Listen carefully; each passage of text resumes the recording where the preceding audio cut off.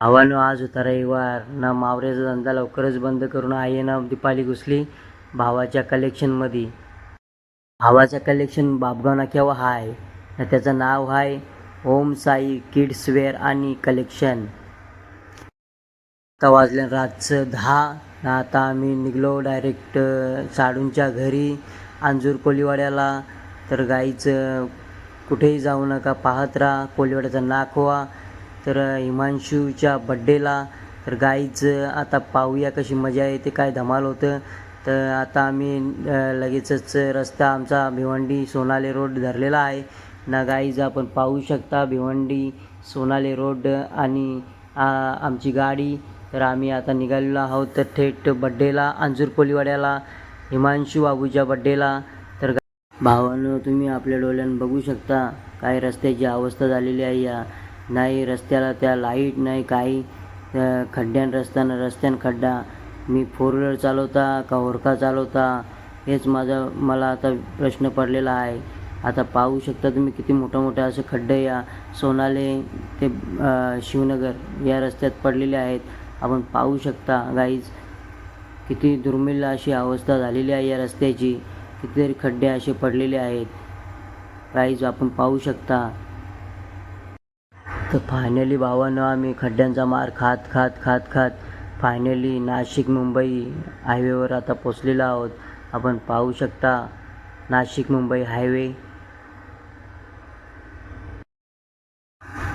भावाने या हायवेचं पण काम चालू आहे, पण तो काम केव्हा चालू असतं ना केव्हा बंद असतं त्याहून काही समजत नाही. आम्ही रातचे मावऱ्याला जाता तर कसं जाता आमच्या जीवाला माहिती. या अख्खं रस्ते पॅक असताना रातचे, मग इकडून तिकडून गाड्या घाल, बालकुमोल्या गाडी घाल, तेव्हा तिकडं ठाण्यापर्यंत कसं निघता आम्ही नमम मच्छी आणता.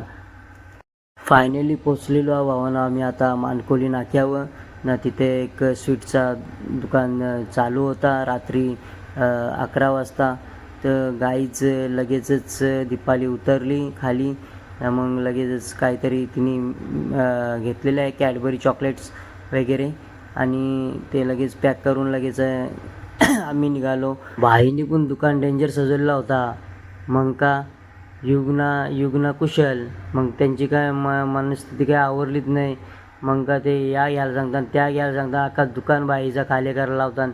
मग त्यावेळी शेवटी मानून कसं तरी मानून किंडरजॉय ना कॅडबऱ्या घेतल्या नव्हत्या का. अंजूर कोलीवाडा येसपर्यंत सगळी विल्हेवाट त्यांनी लावली. अंजूर कोलीवाड्याची कमानी आपण बघता आता. ती कमानी आता आम्ही पार केलेली आहे ना, अंजूर कोलीवाड्यामध्ये आता एंट्री केलेली आहे गाईज. तर आता लगेचच साडूंचा पण लगेचच घर आता आलेला आहे आणि साडूंचं घर आपण पाहू शकता. लगेच साडू तिथं हजर झाले. आमची देवासारखी वाटच बघत होतं. पण मित्रांनो थेट आम्ही जागृती आणि साडूंची भेट घेऊन हिमांशू बाबूला वाढदिवसानिमित्त शुभ आशीर्वाद दिलं आणि लगेचच दीपालीने काहीतरी हिमांशूला गिफ्ट म्हणून काहीतरी दिलं. तर आपण बघू शकता आता पूर्ण फॅमिली आणि भावानं घरात देखील वातावरण एकदम आनंदमय झाला होता. सर्व इष्टगोत गणगोत आला होता. आई पण पाहू शकता तुम्ही, सर्व पाहुणे आपले आले होते आणि सारूनी पण आमची जबरदस्त अशी सोय केली होती. मच्छी मटण चिकन तसेच पुलाव तसेच बिर्याणी हे सर्व काही केलं होतं. साडू आणि मी एकत्रच बसले होते जेवायला गाईज ना. मग आता लगेच सर्व फॅमिली मेंबर्स देखील जेवतात ना. मग आपण थोडीशी चर्चा पण केली जरा. घरामध्ये आनंदमय वातावरण एकदम होता, एकदम मस्त वाटला जरा. आपण सर्वांची ओळख करून देऊ. हे साडू आहेत गाईज, मागे आहेत ते माझ्या. तसेच आपण पाहू शकता दीपाली आहे, कुशल आहे, परत हिमांशू आहे, जागृती आहे, आई आहे. आपण पाहू शकता सर्व पाहुणी मंडळी आहेत. आणि लगेच आता मी पण रजा घेतो गाईज का आता वाजलेला तर 1:45.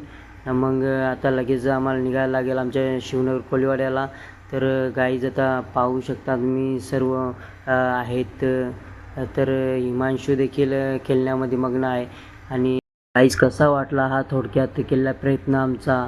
तर गाईज नाखवा एक्सप्रेस देखील उभी आहे. तर गाईज सर्वांची रजा घेतो आता. भावानं साडू आणि जागृती आलेली आम्हाला सोडायला आता लासला. तर चला आता पुढे भेटूया. Good night.